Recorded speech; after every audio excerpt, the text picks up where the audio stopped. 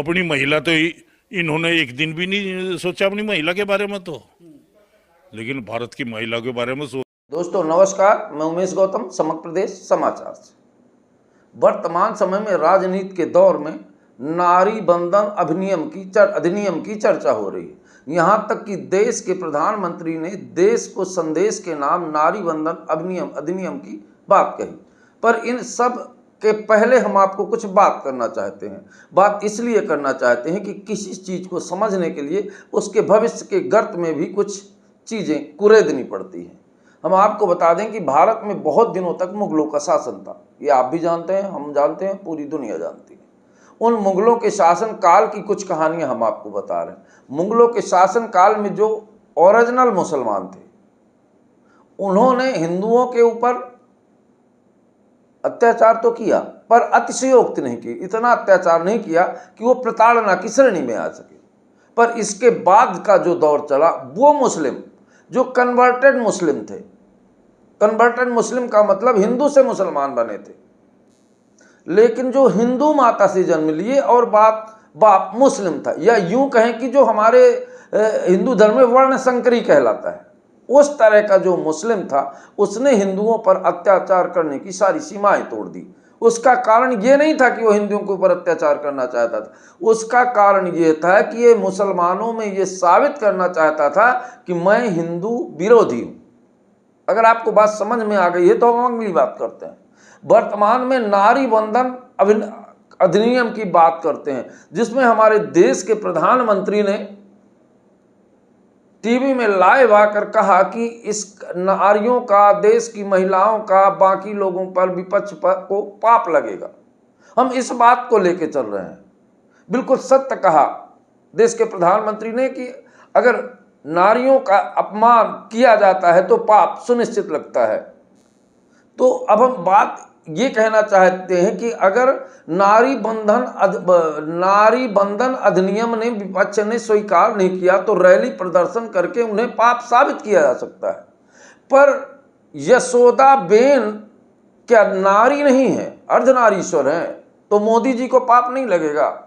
उनकी माता जी, हालांकि वो कहते हैं मैं बायोलॉजिकल हूं, फिर भी मानते हैं कि उनकी माता जी हैं, उनका श्राप मोदी जी को नहीं लगेगा। उनके खत्म होने पर हिंदू संस्कृति के आधार उन्होंने कोई काम नहीं किया, तो क्या इस बात का पाप मोदी जी को नहीं लगेगा? मणिपुर में महिलाओं के साथ हो रहे अत्याचार और देश के प्रधानमंत्री होने के नाते कुछ नहीं बोले, क्या इस बात का श्राप मोदी जी को लगा है? क्या एप्स्टीन फाइल में नाम आया तो उन महिलाओं का श्राप? मणिशंकर अय्यर रोज मोदी जी के महिलाओं के संबंध के बारे में बात करते हैं, क्या उसका श्राप? मणिशंकर अय्यर नहीं, सुब्रमण्यम स्वामी, गलती से उनका नाम लिया गया था, वो रोज प्रतिदिन खुले मंच से कहते हैं। कुछ महिलाएं भी इनके बारे में बयानबाजी करती हैं, इनके चरित्र के बारे में, तो क्या इस बात का श्राप लगा? और आपको बता दें, हमारे हिंदू संस्कृति के अनुसार नारी को माँ कहा जाता है। माँ, बहन, बेटी, देवी, या यूं कहें कि नारी का सम्मान सर्वोपरि किया जाता है। कोई धर्म संस्कार जब तक नारी बगल से नहीं बैठती तो पूजा पूर्ण नहीं होती। और मोदी जी ने तो राम मंदिर में भी अपनी पत्नी को बगल से नहीं बैठाया, वही श्राप लगा है। पर अब हम बात करते हैं मोदी के मित्र डोनाल्ड ट्रंप से। माय फ्रेंड डोनाल्ड ट्रंप से बात करते हैं। एप्स्टीन फाइल का ही श्राप लगता है कि डोनाल्ड ट्रंप को लगा है, ताकि ईरान जैसे छोटे देश के सामने निहुर जाना पड़ा। और वही श्राप शायद मोदी जी को भी लगा है कि आज पूरे देश में जो 56 इंची के नाम से जाते थे, वो 56 सेंटीमीटर में बदल गए। ये वही मोदी जी हैं। वैसे एक बात बता दूं, मोदी जी शुरू से ही दुख रोंगना थे। एक होता है दबंग, एक होता है दबंगों के साथ रहने वाला, और एक होता है दुख रोंगना, जिसमें गांव में लोग महिलाओं को लाई लुतुरिया वाली कहते हैं। वो आदतें हमारे मोदी जी में है। अपना दोष ना देके कांग्रेस के ऊपर रोने लगते हैं। अगर मोदी जी का कल आपने टीवी में लाइव देखा होगा तो आपने देखा होगा कि ये आधे घंटे के बोलचाल में केवल कांग्रेस की माला जपते रहे। अगर ये इतने बार राम राम जपते तो इनका भविष्य बदल जाता। पर जाहि राम दारुण दुख दीना, ताकि मत आंगे हर लीना। इनके ऊपर तो नारियों का श्राप पहले ही लगा हुआ है। एक बात बता दें कि यशोदा बेन की पूरी जिंदगी की तड़फ और उसका श्राप अभी तो लगता है शुरुआत हुई है। और जो मोदी जी संसद में कहा करते थे एक अकेला सब पर भारी, और आपने देखा एक छोटा सा नारी बंधन अधिनियम धड़ाम से गिर गया, सो ये मिमियाने लगे, रोने लगे, दम नहीं दिखाया, दम निकल गई। जिसको पूरा देश 56 इंची विश्व गुरु बोलता था, उसको बात बात में ऐसा लगता है कि हम अमेरिका के गुलाम होते जा रहे हैं। ऐसा कोई काम इनका नहीं दिख रहा जिस पे हम गर्व कर सके। तो बात ये है कि इनका कहना है कि कांग्रेस को श्राप लगेगा, तो लगता है कि श्राप किसे लगेगा तो ये स्पष्ट तौर पर दिखाई देने लगा है।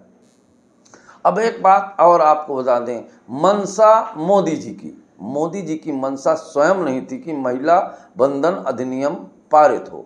अगर इनको इस बात का पारित करने का नियम होता तो धारा 370 हटा दिया गया, इतना पूर्ण बहुमत था, तब तो उन्होंने महिला बंधन अधिनियम नहीं पारित करवाया। इन्होंने सवर्ण के ऊपर विशेष बना के और सवर्ण के ऊपर SC एक्ट प्रबल करके लगा दिया, तब भी पक्ष को कुछ नहीं कर पाया। पर इन्होंने नारी बंधन अधिनियम नहीं लगाया क्योंकि इन्हें अगले चुनाव के लिए इसका दुखड़ा रोना था। और इस समय जब ये गिर गया तो अब ये रोएंगे, आप देखिएगा, कहीं फुसुकने न लगे, कहूँ आंसू न पोंछने लगे। मैं तो ये कहूँगा कि इस पार्टी के सारे नेता लोग कैसे एक्सेप्ट करते हैं इनको यार, गजबई हो गया। ये हर बात को दूसरे पर अरे आपका भी कोई अस्तित्व है, शरीर के आप निरंकार हैं, हालांकि आप बायोलॉजिकल हैं, पर आपका शरीर आकार में है या कि निरंकार में, यही समझ में नहीं आ रहा। पूरे देश में आपके नेता खुले रोड पर नारी सम्मान करते पाए गए। बहुत सारे नेता की हजारों वीडियोज आ गई नारी सम्मान करते, और आपने उन्हीं नेताओं का चुनाव में प्रचार भी किया, तब नारी का सम्मान नहीं खराब हो रहा था। बाहरी राजनीति और बाहरी राजनीति का मंचन और बाहरी राजनीति में जोकर की किरदार